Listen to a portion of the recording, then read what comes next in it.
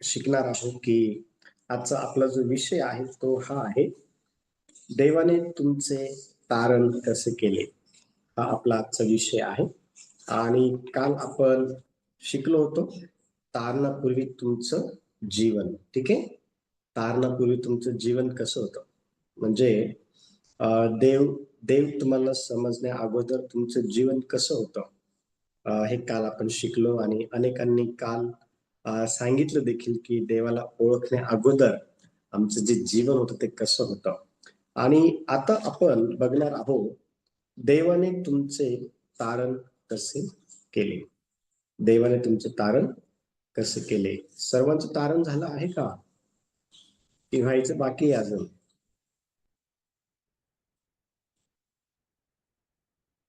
सर्वांचं तारण झालं आहे की व्हायचं बाकी आहे? हो, झालंय. झालंय. Very good. सर्वांचं तारण सर्वांचं झालंय की, पण मग सर्वांचं की एकाच? चल. हो, पण झालं. हो, झालं झालं. झालं. Very good. तारण हो. झालं नाही सर्वांचं. Very good. ओके. आता देवाने, आपला आजचा जो विषय आहे तो आहे, देवाने तुमचं तारण कसे केले. ठीक आहे. आता हा विषय आपण शिकणार आहोत. आणि आपण हा जो विषय आहे हा अनेक भागामध्ये त्याला त्याला त्याचे भाग करण्यात आले. अनेक डिवाइड त्याला करण्यात आलं. आणि जे जे महत्वाचे भाग आहे ते ते तुमच्या समोर घेऊन येत आहे. तुम्हाला एक एक विषय तुम्हाला समजावा म्हणून. आणि आजचा जो आपला विषय आहे तुम्ही लिहून घेऊ शकता, देवाने तुमचं तारण कसं केलं. ठीक आहे. आता पहिली गोष्ट आपण पाहतो की आपलं जे तारण झालेलं आहे ना, त्यासाठी आपल्याला स्वतःहून काही करावं लागलं नाही. परत सांगतो, आपलं तारण व्हावं यासाठी आपल्याला आपल्या स्वतःहून काही करावं लागलं नाही. एक छोटीशी गोष्ट मी तुम्हाला सांगतो. एक एक मुलगा होता आणि त्या मुलाचे जे वडील आहेत ते वडील अ, एका कोर्टामध्ये खूप मोठे न्यायाधीश होते. ठीक आहे. न्यायाधीश होते. आणि आपण पाहतो की तो जो मुलगा होता, त्या न्यायाधीशांचा जो मुलगा होता, त्याने खूप भयानक असं जे काही कृत्य आहे ते त्यांनी केलं.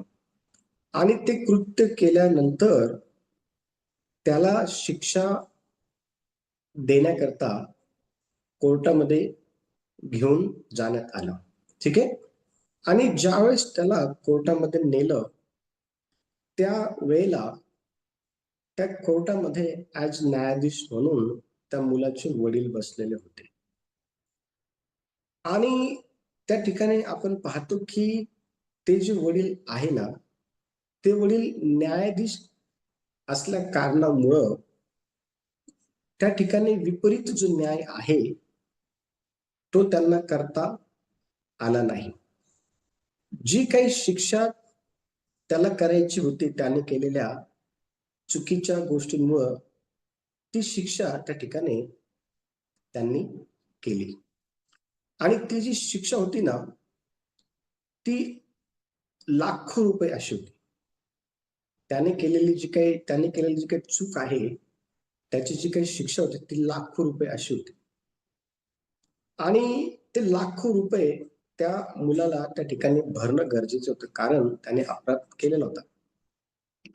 आणि आपण पाहतो की त्या मुलाला खूप वाईट वाटलं की आपला जो बाप आहे त्याने आपल्याला आपण केलेल्या चुकीची जी काय आहे शिक्षा आहे ती त्याने काय केली, आपल्याला दिली. त्यामुळे मुलाला फार वाईट वाटलं. आणि लक्ष द्या, ती शिक्षा त्या मुलाला त्या बापाने सुनावल्यानंतर तो बाप जसंच त्या न्यायाधीशाच्या खुर्चीवरून उठला आणि जो काही न्यायाधीशाचा कोट आहे तो काढून ठेवला आणि खाली ज्यावेळेस आपल्या मुलाकडे आला, त्या मुलाला त्या बापाने चेकबुक दिलं. आणि त्या चेकबुक वरती जी काही अमाऊंट शिक्षेच्या संदर्भात भरण्यासाठी सांगण्यात आलेली होती तेवढी अमाऊंट त्या बापाने काय केली माहिती का, त्या चेकबुक मध्ये ऍड केली आणि आपल्या मुलाला ती दिली. आपल्या मुलाला सांगितलं जा आणि काय कर तू भरून दे. आता मला तुम्हाला यातून हे सांगायचं आहे की बाप जज असताना त्याने जजचं काम केलं आणि ज्या वेळेला बापाचं ते जजचं काम करून झालं, तो खाली आला, त्यावेळेला त्याने त्याच्या जीवनामध्ये जी काही संपत्ती कमवली होती ती सर्व त्या मुलाकरता त्याने खर्च केली. त्या मुलाकरता त्याने काय केली? खर्च केली. आता मला तुम्हाला यातून हे सांगायचं आहे, त्या मुलाला त्या शिक्षेतून सुटण्याकरता काही करावं लागलं का? काहीच नाही. काही नाही. कोणी केलं? जे काही करायचं ते कोणी केलं? बापाने. बापाने ते. Very good. तसंच आपल्या संदर्भात आहे. तसंच आपल्या संदर्भात आहे. लक्ष द्या. आपलं तारण होण्या अगोदर आपलं जे जीवन होतं ते फार वाईट होतं आणि कशा प्रकारच्या वाईट गोष्टी ह्या आपण केलेल्या आहे हे आपल्याला माहिती आहे. आणि ह्या वाईट गोष्टींची जी काही शिक्षा होती, आपण केलेलं जे काही पाप होतं, त्या पापाची शिक्षा जी होती ना ती मरण होतं. ती काय होती? सार्वकालिक मरण होतं. लक्ष द्या. पण आपण पाहतो की आपण केलेल्या पापांमुळं, आपण केलेल्या चुकांमुळं जी काही शिक्षा आपल्यावरती येणार होती ती आपल्यावरती पित्याने येऊ दिली नाही. मग जी शिक्षा आपल्याला होणार होती, ज्या शिक्षेबद्दल आपण मरणार होतो पाप केल्यामुळं, ती शिक्षा येशूने सहन केली.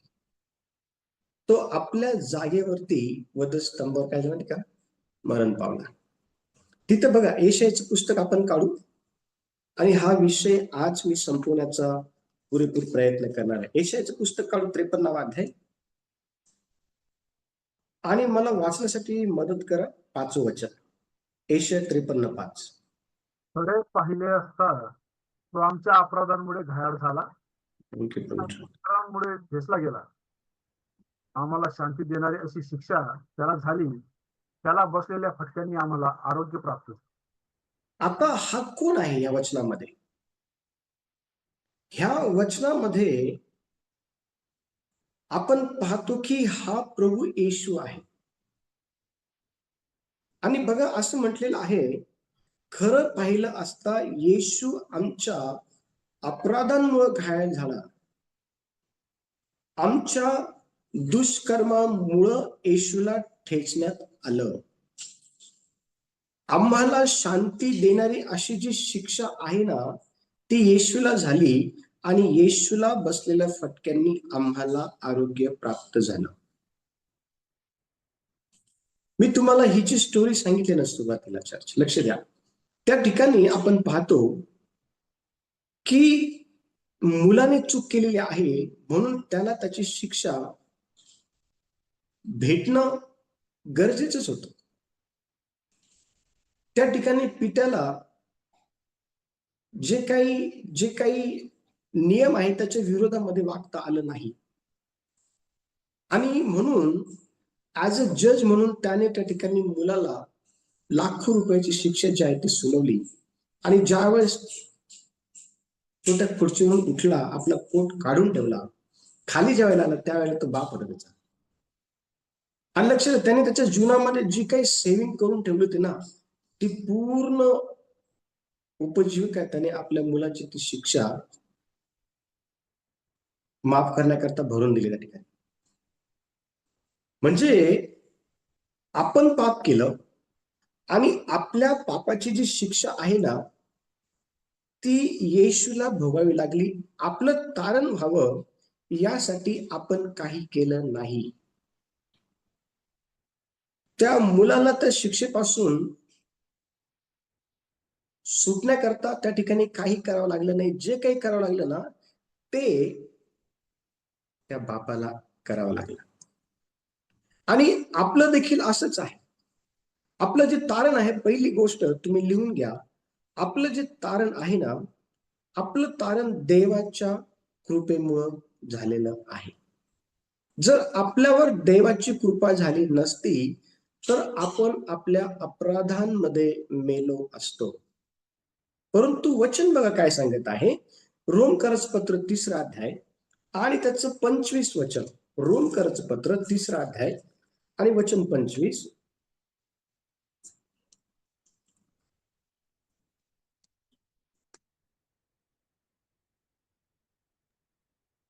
त्याच्या रक्ताने विश्वासाच्या द्वारे प्रायचित्त होण्यास देवाने त्याला पुढे ठेवले, यासाठी की पूर्वी झालेल्या पापांची देवाच्या सहनशीलतेने उपेक्षा झाल्यामुळे त्याने आपले नीतिमत्व व्यक्त करावे.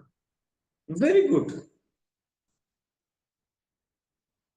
आपण देवाच्या विरोधामध्ये जे पाप केलं होतं ना, त्या जागेवरती आपण पाहतो की देवाने त्याच्या पुत्राला पुढे ठेवलं. देवाने त्याच्या पुत्राला जे आहे ना ते पुढे ठेवलं आणि देवाच्या सहनशीलतेनेच, देवाच्या कृपेनेच आपलं तारण झालेलं आहे. हे आपल्याला रोमकरच्या पत्राच्या 3ऱ्या अध्यायाच्या 25 वचनातून समजतं. रोमकरचं पत्र 4था अध्याय आणि त्याचं जे 16 वचन आहे ना, त्या 16 वचनामध्ये देखील आपल्याला हीच गोष्ट पाहायला भेटते की आपलं तारण हे देवाच्या कृपेने झालेलं आहे. आपलं तारण व्हावं यासाठी आपल्याला काही करावं लागलं नाही. वचन 16 मध्ये बघा काय लिहिलेलं आहे. या कारणास्तव ते अभिवचन कृपेच्या योगाने असावे म्हणून ते विश्वासाने आहे, अशासाठी की ते अवघ्या संततीला म्हणजे जे नियमशास्त्राचे आहेत त्यांनाच केवळ नव्हे तर आपल्या सर्वांचा जो पिता अब्राहम त्याचा जो विश्वास होता त्याला अनुसरून जे चालतात त्यांनाही निश्चित व्हावे. Very good. बघा वचनात स्पष्टपणे सांगितलेलं आहे की अभिवचन जे आहे ना, अभिवचन ते काय होतं माहिती का? देवाच्या अभिवचनाकडे अतिशय बारकाईने लक्ष देणं गरजेचं आहे. आणि आपण पाहतो या ठिकाणी अब्राहम जो आहे ना, अब्राहम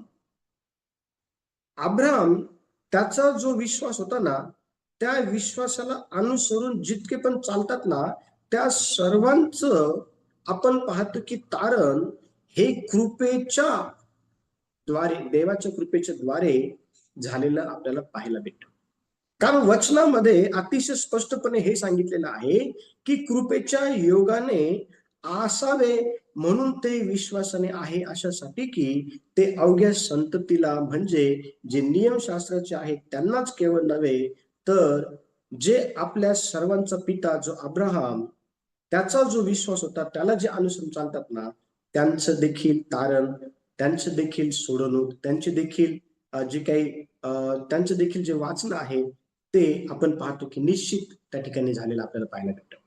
म्हणजे मला तुम्हाला हे सांगायचं आहे की देवाने आपलं तारण केलं नसतं तर आपण आपल्या अपराधांमध्ये केवळच मृत झालं असतो. पण देवाला धन्यवाद असो की त्याने आपल्यावरती कृपा केली, त्याने आपल्यावरती करुणा केली, त्याने आपल्यावर दया केली आणि म्हणून आपलं तारण जे आहे ते झालेलं आहे. आणि मग आपण पाहतो की देवाच्या दयेमुळं व कृपेमुळं आपलं जर तारण झालेलं आहे तर मग देवाने आपलं तारण का केलेलं आहे? आपण पाहतो की पवित्र शास्त्रामध्ये जक्कई नावाचा एक व्यक्ती आहे आणि त्याची अंगकाठी कशी होती, त्याचं बॅकग्राऊंड कोणतं होतं, तो कोणत्या प्रकारचं काम करत होता, लोकांमध्ये त्याची ओळख काय होती, हे सर्व आपल्याला पवित्र शास्त्रामध्ये वाचायला भेटतं. आणि जक्कयाने प्रभू येशू कोण आहे हे पाहण्याचा फक्त प्रयत्न केलेला होता त्या गर्दीमध्ये शिरून. पण वचन सांगतं की तो ठेंगणा असल्या कारणामुळे त्याला येशूला बघता आलं नाही. त्याची खूप इच्छा होती येशूला बघायची. आणि त्या रस्त्याच्या कडेला, ज्या रस्त्याने येशू जाणार होता, त्या रस्त्याच्या कडेला एक झाड होतं. त्या झाडाच्या वरती तो जाऊन बसला अशासाठी की येशूला त्याला पाहता यावं. येशूला त्याला काय हवं? पाहता यावं. आणि आपण बघा की येशू तिथून पुढे जात असताना त्या झाडाखाली येशू थांबला. येशूने वर मान करून बघितली, तो त्याला जक्के दिसला. जक्क्याला म्हणला, जक्कया लवकर खाली ये, मला आज त्याच्या घरी यायचं आहे. आणि बघा जक्के जो आहे ना, त्वरित खाली आला आणि आनंदाने येशूचं स्वागत करत त्याने येशूला आपल्या घरी नेलं. आणि येशू त्याच्या घरी गेल्यानंतर जक्कई जो आहे ना, जक्कयाला कळलं की येशू हा देव आहे. जक्कयाला कळलं येशू हा तारणारा आहे. जक्कयाला कळलं येशू हा कृपा करणारा आहे. लोक जे आहे ना, लोक हे जक्कयाला नाव ठेवत होते. लोक हे जक्कयाला पापी म्हणायचे. लोकांच्या दृष्टीमध्ये जक्कयाची साक्ष चांगली नव्हती. आणि येशूला देखील लोक त्या ठिकाणी बोलले की हा पापी माणसाच्या घरी जातो म्हणून. पण लक्ष द्या, ज्या पापी माणसाच्या घरी येशू गेला ना, तो पापी माणूस बदलला. तो म्हणत आहे की गुरुजी, मी जर कुणाला लुटलं असेल, मी जर कुणाकडनं कुभांडाने जर घेतला असेल, तर मी 4 पट परत देतो. आणि लक्ष द्या, ज्यांच्याकडून जक्कयाने अनेक लूटमार केली होती ना, कुभांडाने घेतलं होतं, त्या प्रत्येकाचं त्याने परत केलं. त्या प्रत्येकाचं जे आहे ना, प्रत्येकाचं जक्कयाने काय केलं माहिती का? जक्कयाचं जे होतं नव्हतं ना, म्हणजे जक्कयाकडे जे होतं ना, जक्कयाने ते परत देऊन टाकलं त्या लोकांना. आणि लक्ष द्या, जक्कयाने ते परत दिल्यानंतर आपण पाहतो की प्रभू येशू त्या ठिकाणी जक्कयाबद्दल जे आहे ना, एक साक्ष देत आहे. जक्कयाबद्दल एक गोष्ट प्रभू येशू ख्रिस्त जे आहे ते बोलत आहे. आणि ती गोष्ट कोणती आहे माहिती का? प्रभू येशू ख्रिस्त अतिशय स्पष्टपणे त्या ठिकाणी म्हणते, आपण काढू ते वचन, लूक वर्तमान 19 अध्याय आपण काढू. लूक 19 अध्याय आपण काढू आणि त्याचं 9 वचन आपण वाचू. वचन 9. ईश्वरने त्याला म्हटले, आज ह्या घराला तारण प्राप्त झाले आहे, कारण हाही अब्राहमाचा पुत्र आहे. काय प्राप्त झालं त्या घराला? तारण तारण प्राप्त झालं. तारण काय प्रकारे माहिती का? तारण हे आपल्या जीवनामध्ये आपल्याला आपण केलेल्या चुकांची कबुली देण्याकरता देवाच्या कृपेने झालेला एक तो नवीन बदल आहे. ह्या ठिकाणी बघा, जक्कयाच्या जीवनामध्ये बदल झाला. जक्कयाचा स्वभाव बदलला. जक्कय हा पूर्वी कोण होता माहिती का? जक्कय हा पापी माणूस होता. वचनामध्ये तसंच लिहिलेलं आहे. बघा, वचन कोणीतरी वाचा, 7वं वचन. हे पाहून सर्व लोक कुरकुर करू लागले की पापी मनुष्याच्या घरी हा उतरायला गेला आहे. Very good. लोक कुरकुर करत होते, हा तर पापी आहे, हा तर लोकांना लुबाडणारा आहे, हा तर लोकांना फसवणारा आहे, हा वाईट वागणार आहे, हा वाईट बोलणार आहे, याला कुणाची कीव येत नाही, हा कुणावरती दया करत नाही, हा कुणाची बाजू घेऊन बोलत नाही, हा कोणत्या गरीबाला मदत करत नाही, हा कोणासाठी चांगलं करण्याचं याच्या मनीधानी जीवनात नाही याच्या आल्या. म्हणजे लोक कुरकुर करत होते त्या ठिकाणी. आणि अशा वाईट पापी माणसाच्या घरी मेलेल्यांना जिवंत करणारा व्यक्ती जात आहे. मेलेल्यांना जिवंत करणारा, आंधळ्यांना बरं करणारा, लंगड्यांना चालवणारा, मुक्यांना वाच देणारा, भूत लागलेल्यांना बरं करणारा. म्हणजे विचार करा, असा व्यक्ती म्हणजे येशू त्याच्या घरी चाललाय. हे पण लोकांना आवडलं नाही. हे पण लोकांना आवडलं नाही. चर्च बघत लोक कुरकुर करू लागले त्या ठिकाणी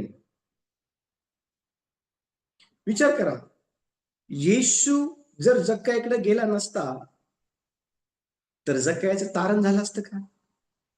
येशू जर जक्कायाकडे गेला नसता तर जक्कायाचं परिवार तारण झालं असतं का?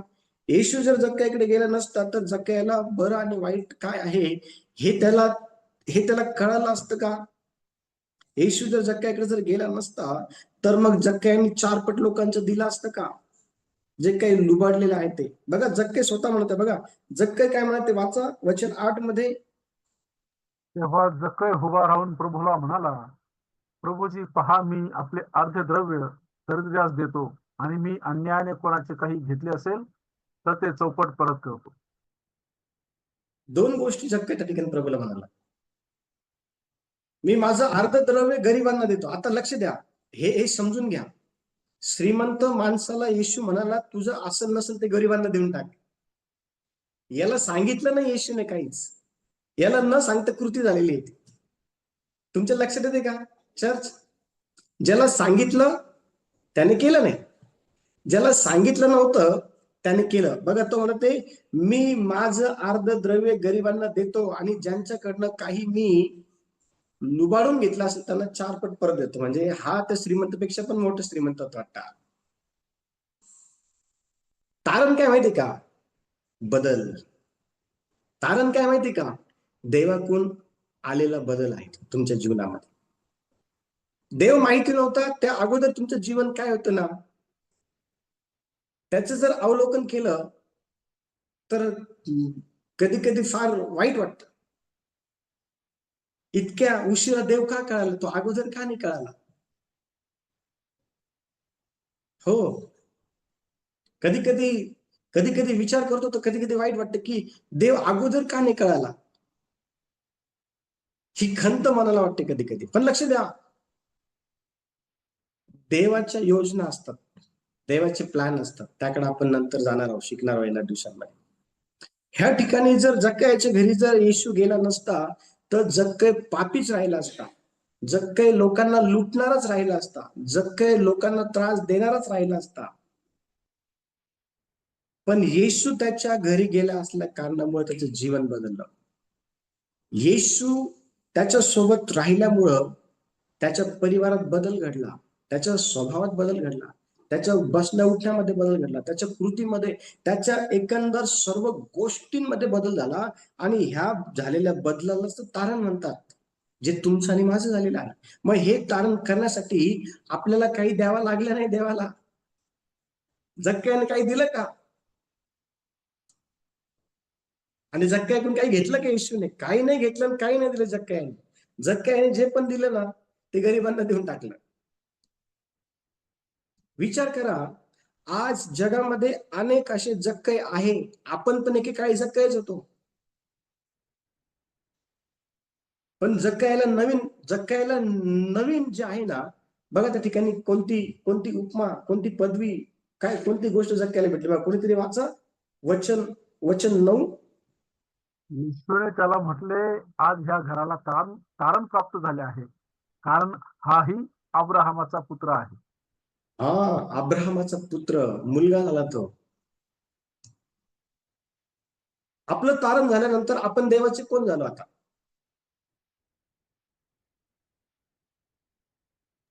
पुत्र झाला. Very good. पण आपलं तारण झालेलं नव्हतं तेव्हा आपण देवाचे कोण होतो?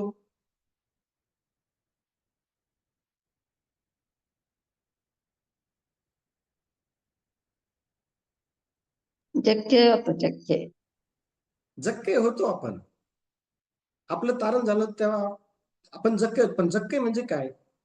आपण जगाशी मैत्री करणार होतो, पण देवाचे आपण काय होतो?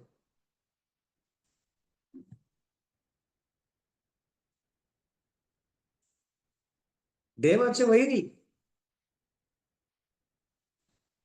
विचार करा. पण आपलं तारण झालेलं आहे आता. आपण आता पूर्वीसारखं जीवन जगू शकत नाही. तसं जर जगायचं असतं तर आपलं तारण कशाला देवाने केलं असतं? मग नीट हा फरक समजून घ्या. देव समजला म्हणजे नेमकी काय झालं? तुमचं तारण झालं. आता तारण झालं म्हणजे नेमकी काय झालं? तुमच्या जीवनामध्ये तुमचा जुना मनुष्य मेला आणि नवीन मनुष्य तुमच्यामध्ये आता आहे, जो देवाकडून तुम्हाला प्राप्त झालेला आहे. आता कळतंय की तुम्हाला चर्च तारण म्हणजे काय आहे? आता जक्कयाचं तारण झालं. आता जक्कयाचं तारण झालं असल्या कारणामुळं जक्कय आता हा लोकांना लुबाडणार नाही, लोकांशी खोटं बोलणार नाही, लोकांना त्रास देणार नाही. आता जक्कयाच्या जीवनामध्ये बदल आलेला आहे. आता देवाचं भय जक्कयाच्या जीवनामध्ये आलेलं आहे. देवाच्या कृपेने जक्कयाच्या हृदयाची पकड घेतलेली आहे. आता जक्कय जगणार आहे ते स्वतः करता नाही तर देवासाठी. लोकांनी जक्कयाकडे बघावं आणि लोकांनी त्याला पापी आता म्हणू नये, तर हा देवाचा मुलगा आहे असं त्याच्या कामातून, त्याच्या बसण्यातून, त्याच्या उठण्यातून, त्याच्या कृतीतून, त्याच्या एकंदर सर्व गोष्टीतून हे लोकांना दिसावं. अशा प्रकारचा बदल त्याच्या जीवनामध्ये झालेला. आपल्या जीवनामध्ये काय चर्चा? आपण आपलं स्वतःचं आत्मपरीक्षण करणं फार गरजेचं आहे. जर देवाची ओळख आपल्याला झालेली आहे, जर आपलं तारण झालेलं आहे, जर देवाने आपलं तारण केलेलं आहे, तर मग आपण त्या देवाला शोभल अशा प्रकारचं जीवन जगून त्याला आनंदित ठेवत आहोत का? पुढचा जो मुद्दा आहे तो हा आहे. पहिली गोष्ट आपण पाहिली की कृपेने आपलं तारण झालं, देवाच्या कृपेने. दुसरा जो मुद्दा आहे तो हा आहे, देवाच्या सत्कृत्यांनी तारण झालंय आपलं. आपण आपल्या जीवनामध्ये सत्कृत्य केली, त्याच्याने तारण झालं. पण आपली सत्कृत्य ही देवाच्या दृष्टीमध्ये मळके चिन्ह. आपलं सत्कृत्य देवाच्या दृष्टीने मळके चिन्ह. पण लक्ष द्या, देवाच्या सत्कृत्यांमुळे आपलं तारण झालेलं आहे. बघा वचन काय सांगत आहे, रोम 3:20 दाबा. रोम 3:20 जे आहे ते वाचा.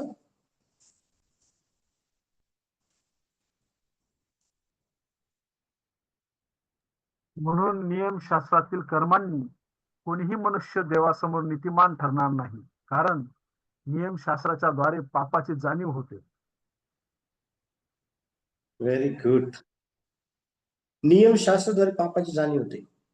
बरं मला सांगा, चांगले कर्म केल्यानंतर तारण होईल का?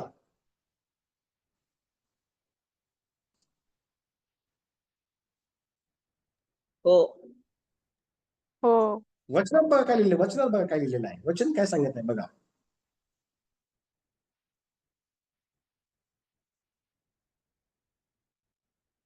वचन काय म्हणत आहे 20 वचनामध्ये? कर्मांनी माणूस नीतिमान होतो का?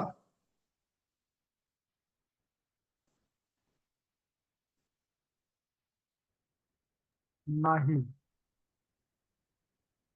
वचन म्हणत आहे की नियमशास्त्रातील कर्मांनी कोणीही मनुष्य देवासमोर नीतिमान ठरणार नाही, परंतु आता नियमशास्त्रातील कर्मांनी म्हणजे काय? नियमशास्त्रातील कर्मांनी म्हणजे काय? बघा तिथं असं लिहिलेलं आहे, चोरी करू नको, नाही करत देवा चोरी, ठीक आहे. खून करू नको, नाही करत. लबाड बोलू नको, नाही बोलत, ठीक आहे, चलो. एखाद्या स्त्रीचा मोह धरू नको, नाही धरत. आई बापांच्या आज्ञेचं पालन कर, ओके, करतो. आता ह्या गोष्टी तर तो श्रीमंत पण करायचा ना, तरुण श्रीमंत पुरुष, तो पण तर करायचा. नियमशास्त्रातील कर्मांचं पालन. बघा नियमशास्त्रातील कर्मांचं पालन एक पुरुष होता, तो करत होता. तो देवाच्या मंदिरात प्रार्थना करायला गेला आणि म्हटलं, देवा मी आठवड्यात उपवास करतो, मी गोरगरिबांना दान धर्म करतो, मी हा जग काय सारखा नाहीये, मी तुला दशमांश देतो. तुम्ही ही प्रार्थना ऐकली का? पवित्र शास्त्रामध्ये वाचली का? आणि तो निघून गेला तिथून. पण दुसरा जो व्यक्ती आहे ना, शम्रोनी, वचन सांगितलं जक्कयाने, शम्रोनी जो व्यक्ती आहे ना, त्याने देवाकडे बघितलं पण नाही. त्याला माहिती आहे तो पापी म्हणून, त्याला माहिती आहे त्याची पातळी केवढी कशी काय म्हणून. तरी खाली मान घातली आणि ऊर बडून म्हटलं की देवा मज पाप्यावर दया कर, आणि तिथून तो निघून गेला. येशू म्हणाला, कुणाची प्रार्थना ऐकली असेल देवाने या दोघांमध्ये? ज्याने नियमशास्त्राच्या कर्माप्रमाणे सत्कृत्य केली त्याची प्रार्थना देवाने ऐकली असेल, की ज्याने आपल्या पापाचा पश्चाताप देवाकडे केला त्याची प्रार्थना ऐकली असेल देवाने? तुम्हाला काय वाटतं, कोणाची प्रार्थना ऐकली असेल देवाने? ज्याने पापाचा पश्चाताप केला त्याची. हो, मग हेच तर आपल्याला करायचं आहे. आणि पापाचा पश्चाताप हा त्या व्यक्तीला होतो ज्या व्यक्तीला हे कळतं की माझं कृत्य वाईट आहे, आणि म्हणून कृत्यांनी कोणत्याही व्यक्तीचं तारण होत नाही. तुम्ही कितीही चांगलं काम करा, आपलं चांगलं काम हे देवाच्या दृष्टीमध्ये मळक्या चिंधेसारखं आहे. देवाची सांगत या ठिकाणी, नियमशास्त्राच्या द्वारे पापाची जाणीव झाली. चोरी करू नको, म्हणजे चोरी करणं पाप आहे, खून करणं पाप आहे, हे तुम्हाला कसं समजलं? या नियमशास्त्रामुळे. नियमशास्त्र आपल्याला पापाची जाणीव करून देतं. नियमशास्त्र जर नसतं तर पापाची जाणीव झाली असती का? नाही. म्हणजे विचार करा, तुम्ही जर 100च्या स्पीडने जाते आणि पुढं 1 किलोमीटरवरती शाळा आहे, गाव आहे, आता तुम्हाला ते माहिती नाहीये, पण अर्धा किलोमीटरच्या किंवा 1 किलोमीटरच्या अगोदरच बोर्ड लावलेला असतो उजवीड अलीकडं, हळू जा, पुढे शाळा आहे, हळू जा, पुढं गाव आहे, हळू जा, पुढं धोकादायक वळण आहे. आता हे जर रस्त्याच्या कडेला लिहिलेलं नसेल, तुम्ही जर 100च्या स्पीडने चालले असेल तर कुठे जाल तुम्ही?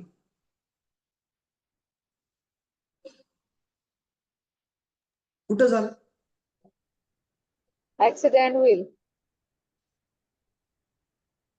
म्हणजे रस्त्याच्या कडेला 1-1.5 किलोमीटर वरती ज्या पाट्या लावल्या जातात ना, त्याच्यामुळे तुम्हाला हे समजतं की पुढे गाव आहे, आता पुढे शाळा आहे, पुढे वळण आहे, पुढे स्पीड ब्रेकर आहे. तसंच हे जे नियमशास्त्र आहे ना, ह्या नियमशास्त्रामध्ये हे सांगण्यात आलं होतं की चोरी करणं पाप आहे, खून करणं पाप आहे, व्यभिचार करणं पाप आहे, खोटं बोलणं पाप आहे, एखाद्या स्त्रीकडे वाईट नजरेने बघणं पाप आहे, एखाद्या पुरुषाकडे वाईट नजरेने बघणं पाप आहे. लक्ष द्या, आपल्याला नियमशास्त्राच्या द्वारे पापाची जाणीव होती का नाही होत? जर नियमशास्त्र नसतं तर पापाची जाणीव झाली असती का आपल्याला? विचार करा. म्हणजे ह्या ठिकाणी देवाच्या वचनात अतिशय स्पष्टपणे हे सांगितलेलं आहे की आपण पाप करतो ना, परंतु देवाचं वचन ह्या ठिकाणी स्पष्टपणे सांगतं की त्या पापांची क्षमा मिळावी म्हणून आपण चांगले कर्म करतो की नाही करत?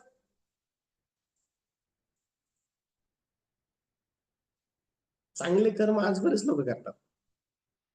त्यांना असं वाटतं की आपण केलेलं पाप धुतलं जाईल, आपल्याला आपल्या पापांची क्षमा मिळेल. अनेक लोक चांगले कर्म करतात, दान धर्म करणं असेल, जेव घालणं असेल, करता की नाही करत? सर्व गोष्टी नाही करत ते करतात.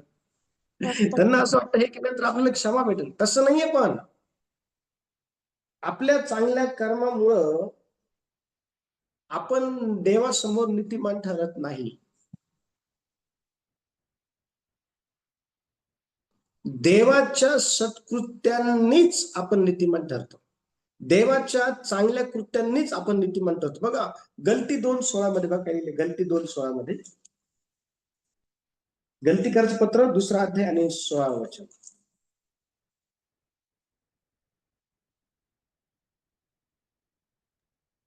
मनुष्य नियमशास्त्रातील कृत्यांनी नीतिमान ठरत नाही, तर येशू ख्रिस्तावरील विश्वासाच्या द्वारे ठरतो.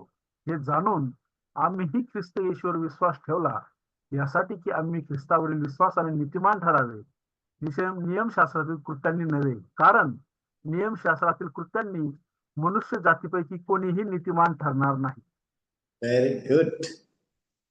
आता मला सांगा, तुमचं तारण हे नियमशास्त्रातील चांगल्या कृत्यांच्या द्वारे झालेलं आहे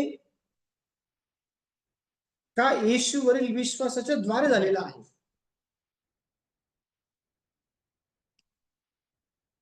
कसं झालंय तुमचं तारण? ईश्वरील विश्वासाचं. येशूवरील विश्वासाच्या द्वारे. Very good.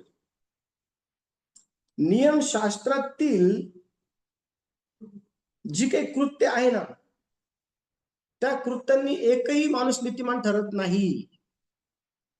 असं समजू नका मी गरीबाला जेवण देतो, मी मी हे करतो, मी ते करतो, मी हे करतो, मी ते करतो, आणि मी पवित्र आहे, मी नीतिमान आहे, मी चांगला नाही. लक्ष द्या, नाही तसं काही नाही. येशूवरील विश्वासाच्या द्वारे, बघा वचनात सांगितलेलं आहे, येशू ख्रिस्तावरील विश्वासाच्या द्वारे आपण जे आहे ना नीतिमान ठरतो. आपलं तारण हे कसं झालंय ना, तर पहिली गोष्ट आपलं तारण जे आहे ना ते देवाच्या कृपेने झालं. दुसरी गोष्ट आपलं जे तारण आहे ना ते देवाच्या सत्कृत्यांनी झालेलं आहे. आपलं जे तारण आहे ना ते येशूवरील विश्वासाच्या द्वारे आपलं तारण झालेलं आहे. हे आपल्याला समजणं गरजेचं आहे. हे आपल्याला समजणं गरजेचं आहे. हे जर आपल्याला समजलं तर आपण नीतिमान जीवन जगत राहू. हे जर आपल्याला समजलं तर आपण पवित्र जीवन जगत राहू. हे जर आपल्याला समजलं तर आपण पाप करणार नाही. हे जर आपल्याला समजलं तर आपण जागरूक राहू. नेहमी 7ही दिवस 24 तास आपण जागरूक राहू. पाप आपल्याला करायचं नाही म्हणून आपण जागरूक राहू. लक्षात द्या.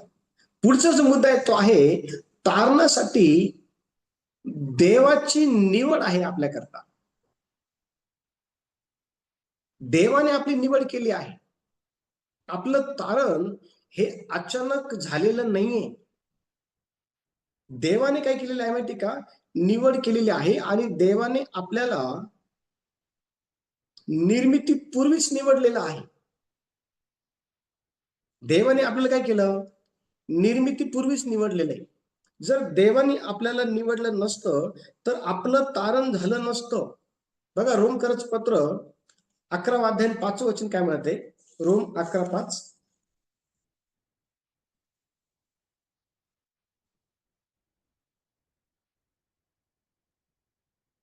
तसेच हल्लीच्या काळी सुद्धा कृपेच्या निवडीप्रमाणे शेष राहिले आहे. हा, हल्लीच्या म्हणजे आत्ताच्या काळी सुद्धा काय झाले माहिती का? कृपेच्या निवडीप्रमाणेच देवाने आपल्याला निवडलेलं आहे अशासाठी की आपलं तारण व्हावं या 40 गावामध्ये. अनेक लोक या 40 गावामध्ये हो, पण त्यामध्ये देवाने तुम्हाला हे पूर्वीच नेमून ठेवलं होतं, निर्मितीपूर्वीच. बघा वचनात सांगितलेलं आहे दुसऱ्या तेसलनी 2 अध्याय 13 वचन काढा. 2 तेसलनी 2 अध्याय 13 वचन.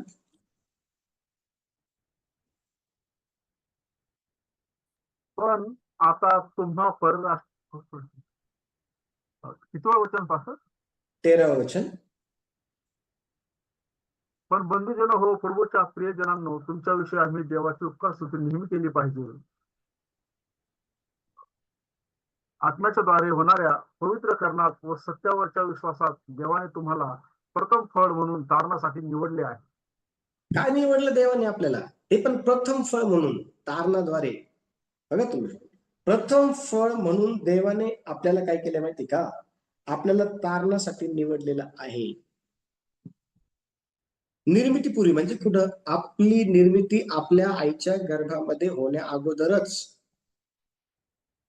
देवाने आपल्याला निवडलेलं आहे की 40 मध्ये अमुक ठिकाणी असा व्यक्ती हा मला ओळखायला लागेल, हा नीतिमान जीवन जगायला लागेल, हा याचं तारण होईल. हे निर्मितीपूर्वीच.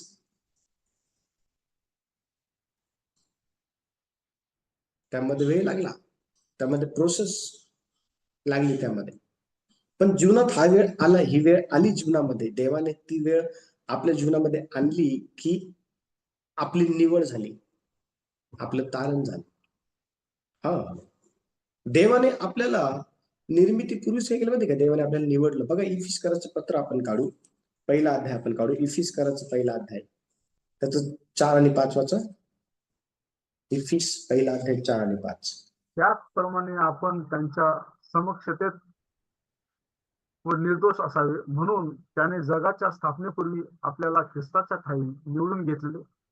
त्याने आपल्या मनाच्या सत्य संकल्पाप्रमाणे आपापल्या येशू ख्रिस्ताच्या द्वारे स्वतःचे दत्तक होण्याकरता प्रेमाने पूर्वीच नेमले होते. Very good. आता मी जे तुम्हाला सांगितलं ना की आईच्या गर्भामध्ये आपली निर्मिती होण्यापूर्वीच आपल्याला निवडलेलं आहे, इथे वचनात बघा काय सांगितलं. वचनात सांगितलेलं आहे की देवाने जगाच्या स्थापनेपूर्वीच आपल्याला ख्रिस्ताच्या ठायी निवडून घेतलं आहे. म्हणजे जगाची स्थापना पण नव्हती झाली त्यावेळेला. जगाची स्थापना करायचं देवाच्या इथं होतं ते ब्ल्यू प्रिंट. जगाच्या स्थापनेपूर्वीच देवाने आपल्याला काय केलं माहिती का, ख्रिस्त येशू मध्ये निवडून घेतलेलं होतं. निवडून आपलं तारण व्हावं म्हणून. तारणासाठी आपण काय नाही केलं. त्या मुलाने त्या ठिकाणी लाखो रुपये भरले नाही त्या ठिकाणी त्याची शिक्षा माफ व्हावी म्हणून. नाही, त्या बापाने त्याच्या जीवनातली पूर्ण जी सेविंग होती ना ती तिने भरली आणि त्याला त्या शिक्षेतून काय केलं माहिती का, सोडलं. आपण पाप केलं, आपल्याला शिक्षा होणार होती, पण तसं झालं नाही. येशूने ती शिक्षा सहन केली. येशूने ती शिक्षा सहन केली. पण का सहन केली येशूने ती शिक्षा? आपण परत पाप करावं म्हणून, आपण परत वाईट गोष्टीकडे जावं म्हणून. आपण लक्ष द्या, नीतिसूत्राच्या पुस्तकामध्ये देवाचं वचन अतिशय स्पष्टपणे सांगतं, जर आपल्याला देव माहिती आहे आणि तरी पण आपण पाप करतो, तर नीतिसूत्राच्या पुस्तकामध्ये असं लिहिलेलं आहे की आपल्या ओकीकडे परतणाऱ्या कुत्र्यासारखे ते आहेत. तुम्ही जर बघितलं कुत्र हे जनावर, तो उलटी केल्यानंतर परत त्या ठिकाणी ते चाटण्यासाठी जातो. हो, देवाने आपल्याला यासाठी निवडलेलं नाहीये की आपण परत परत पाप करावं. नाही, आपण परत परत वाईट गोष्टी कराव्या. नाही, आपण परत वाईट वागावं. नाही, यासाठी देवाने आपल्याला निवडलेलं नाहीये.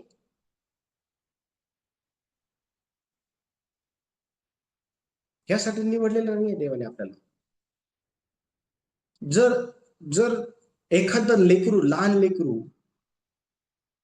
जर नवीन नवीन चालायला जर ते शिकलं ना, तर त्याला चालायला खूप मजा येते.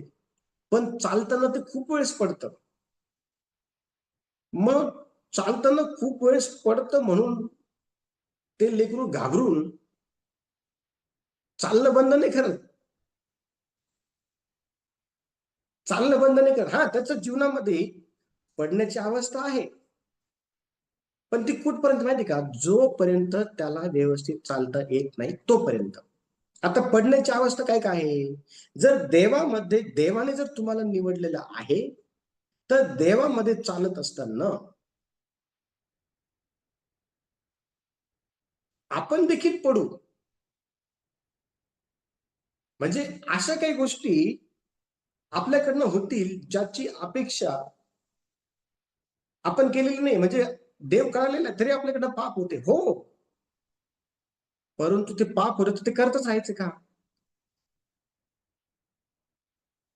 ते जे चूक आहे, ते जे पाप आहे, जे देवाला आवडत नाही, देव कळाल्यानंतर पण आपण करतो, तर ते करतच राहायचं का? ते करत नाही राहायचं. देवाचं वचन स्पष्टपणे सांगतं की आपले जे मोती आहे ना, ते डुकरापुढे टाकू नको, कारण त्याला त्याची व्हॅल्यू नाही, त्याला त्याची व्हॅल्यू कळत नाही. देवाचं वचन स्पष्टपणे सांगतं. मी एका सेवकाचा मेसेज ऐकत होता आणि ते म्हणतात की 2 प्राणी आपल्या जीवनामध्ये आपण नेहमी लक्षात ठेवलं पाहिजे. एक म्हणजे मांजर आणि दुसरं म्हणजे डुक्कर. मांजर चिखलात पडती का? हो, पडती. पण पडल्यानंतर मांजरीचं रिॲक्शन काय असतं माहिती का? मांजर स्वतःला तोपर्यंत चाटत बसती जोपर्यंत तो चिखल तिच्या शरीरातून निघून जात नाही पूर्णपणे. हा, ती चिखलात पडते. हो, पडते चिखलामध्ये. पडत नाही अशातला भाग नाही, पण चिखलात पडल्यानंतर ती पडून राहते का, हा खूप मस्त वाटत आहे, खूप भारी नाही. तिला त्या ठिकाणी कम्फर्टेबल नाही वाटत तिला.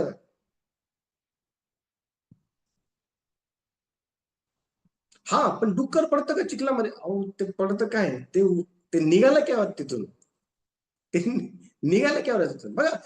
डुक्कर चिखलामध्ये पडलं त्याचं रिॲक्शन काय आहे, तो लोट तिथं ते, आणि तो जो चिखल आहे ना, तो चिखल दुसरं तसं काही नाही, ते पाप आहे. शिवीगाळ, मारामारी, चुगली, पक्षभेद, हेवा, तट, राग, मत्सर, खून, दारूबाजी, व्यभिचार, वाईट गोष्टी, वाईट विचार, पाडणं, त्रास देणं, विनाकारण निंदा, चुगली, मारझोड, विनाकारण चोरी वगैरे, हा ते पाप आहे, ते चिखल. आपला जुना मनुष्य जर देव कळाल्यामुळे निघून गेलेला आहे ना, तर त्याला निघून जाऊ द्या. नवीन मनुष्य तुमच्या आतमध्ये आलेला आहे ना, आता त्याला घेऊन पुढे चला देवासोबत. अच्छा, नवीन मनुष्य देवामध्ये आहे, चालताना आपण पडू का, हो पडू, पण पडल्यानंतर लगेच उभं राहू आपण, कारण आपल्याला कळतं की आपण देवाचे लेकर आहोत आणि पापाशी आपली मुळीच आहे ना ते मिळवू शकत नाही. आपल्याला कळतं ती गोष्ट. लक्ष द्या चर्च, हा फरक आहे जगाच्या लोकांमध्ये आणि आपल्यामध्ये, हा फरक आहे. आपण पडलो ना, उठतो, स्वतःला साफ करतो, देवाकडे क्षमा मागतो, पश्चाताप करतो आणि परत तिकडे वळत नाही, दुसऱ्यांबद्दल नाही, ते तिकडच जातात. लक्ष द्या. म्हणून तो वचन सांगतं ना, दुर्जनांच्या मसलतीने चालू नको, पापी जनांच्या मार्गामध्ये उभं राहू नको, धर्मनिंदकाच्या बैठकीमध्ये बसू नको. बघा स्तोत्रसंहिता बघा, एक काढा, स्तोत्रसंहिता 1.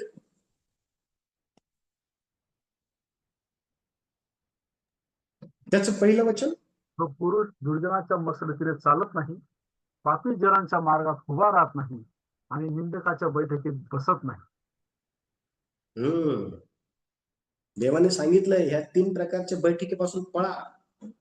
असं पळा की रेल्वे काही स्पीडने चालत, त्याच्यापेक्षा स्पीडने पळा. बघा कोणते कोणते त्या ठिकाणी दुर्जन आहे, पापी आहे आणि निंदा करणारे आहे.